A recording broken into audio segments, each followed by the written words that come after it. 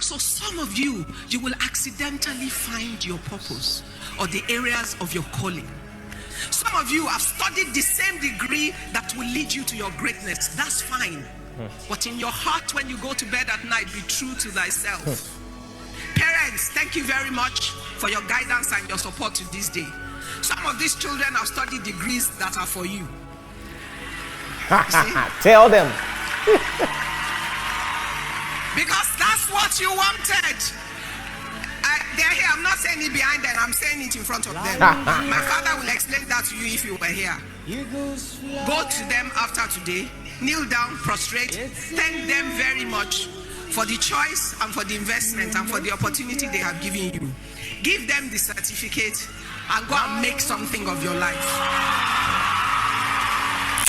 Listen, so I have so many things to say about this. I don't even know where to start. So let me start from my own story. As someone who is privileged to be an employee of labor, I want to tell you this for sure. The only thing having good grades proves to me is that you're disciplined. That's all.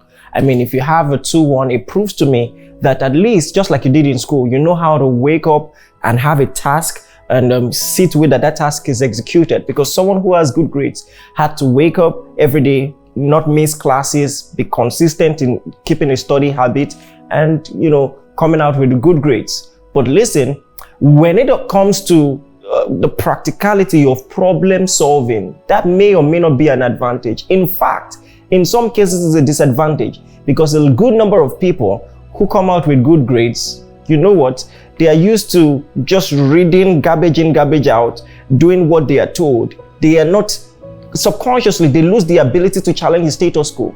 All right. And so when you're looking for someone who is a problem solver, who is ingenious, who knows how to challenge status quo, when I'm looking for someone with creative ability, I'm going to say, good grades might be an advantage, but what then do you bring to the table? You have to understand schooling is an idea. It's a brilliant idea, and it has a lot of advantages. All right.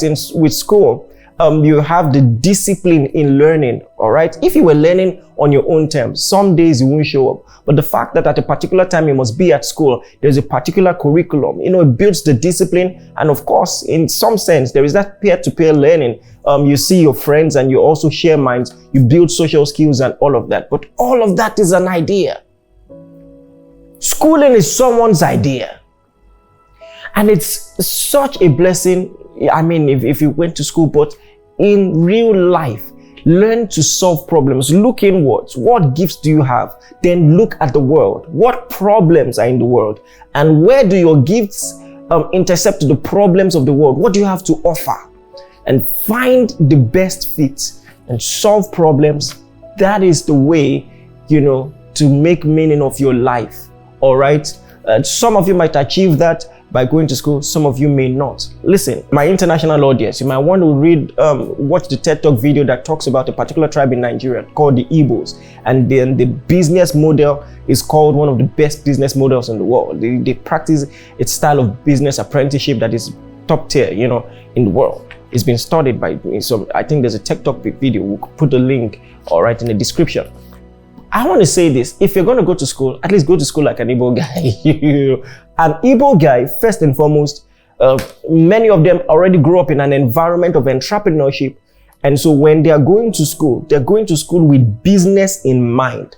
That is very different from a lot of people who just go to school, for the sake of knowledge without any real life problem that they have in view. So this young guy, when he was done with school, he went to learn Mandarin. And you can guess why. Because a lot of business people, Igbo business people, do business with Chinese people, import, exports, and he wanted to be able to communicate. That's how an Igbo guy learns. Do you understand what I'm saying? And it really challenged me when he said that. So, you see, when you're choosing your course, find something that can help you solve problems.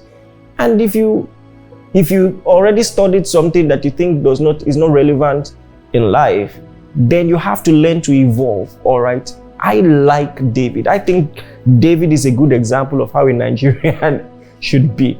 David was a musician. David was a shepherd boy. David was a delivery boy. David was a soldier. David was a king, all right? Because in this fast-paced, rapidly changing world, you have to learn to wear many hats and find the one that fits and find a way to evolve. So if you studied something that is not relevant in your day, like a comedian jokingly said, when you're studying a program and you ask the lecturer, someone with a degree in this course, where can he work? And he says, hey, you can work anywhere. Just know that you're probably doing a stupid course. It has no relevance, no specific relevance.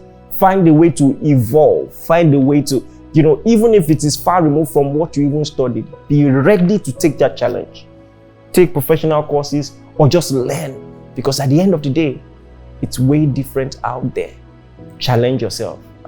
So what does this mean to you?